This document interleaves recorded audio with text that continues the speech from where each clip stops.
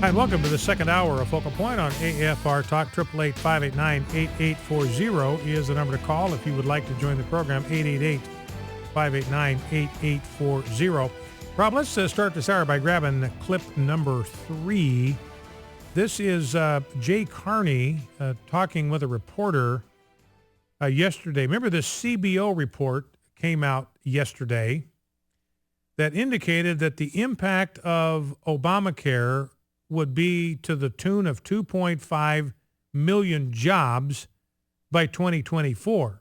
Now, what they're saying is if you accumulate all of the hours that are going to be reduced by employers trying to get their employees down under 30 hours a week so they don't get dinged to provide health care for them, you add up all of those hours that are going to be taken away from employees, it amounts to 2.5 million jobs, full-time equivalent. So that's the number, CBO, Nonpartisan Congressional Budget Office, 2.5, that's the impact, 2.5 million jobs.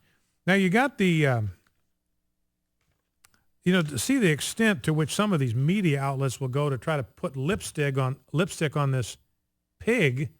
New York Times is out there. Nancy Pelosi, hey, this is wonderful. You want to be a cosmetologist, only want to work 29 hours a week? This is great. Pursue your dream. You can get subsidized health care through Obamacare. New York Times saying this is wonderful. This is absolutely terrific. It will free you from the job trap. In other words, this is how the New York Times looks at work. It's a trap. It's a dead-end thing. You're locked into it. They don't look at it as something that's rewarding, something that is fulfilling, something that is satisfying, something that we are called by God to do. Remember, work is prior to the fall. Work is not a result of the curse. Work itself is not a result of the fall. It's not a penalty for the fall because God put Adam in the garden to work it in Genesis 2. The fall didn't occur until Genesis 3. So the problem, God says, with the fall, when sin comes in, it messes up work. Now you're going to have to eat by the sweat of your brow. You're going to encounter thorns and thistles in the field when you try to do the work to provide for your family. You're still going to eat. The promise is still good. You will eat by the sweat of your brow. But work itself is not a curse. But that's how the world tends to look at it. We were designed for work. We're not fulfilled unless we are working. It was the Protestant work ethic that built the United States of America. But the New York Times is out there saying, hey, this can free you from that trap. It's a good thing. I mean, this is the first paragraph of the New York Times editorial yesterday. Congressional Budget Office estimated on Tuesday that the Affordable Care Act will reduce the number of full-time workers by 2.5 million over the next decade. That is mostly a good thing, a liberating result of the law. Now, the New York Times just laid off a bunch of people because they're losing money hand over fist. So I would challenge the New York Times, go out and find the people that you fired and ask them how liberating it's been to lose their jobs. So that's the New York Times. I mean, that is just amazing to me, trying to paint this thing as a good thing, a liberating thing. It's a liberating result of the law. People have been locked into jobs they don't like. Now they can break themselves free from that tyranny and break for the open field. Now, Jay Carney talking with a reporter about this impact of Obamacare, clip number 3. Let's listen to this exchange.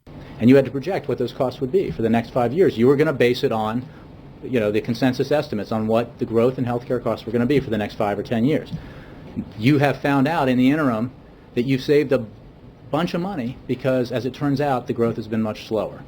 And the Affordable Care Act has contributed significantly to that reduction in growth. That, in turn, has significant positive economic benefit on growth and job creation. So, again, I think it is impossible to read the CBO report and not recognize that it contains point-by-point rebuttals of a lot of the critiques that we have heard over the years from Republicans about what the Affordable Care Act would do to the economy.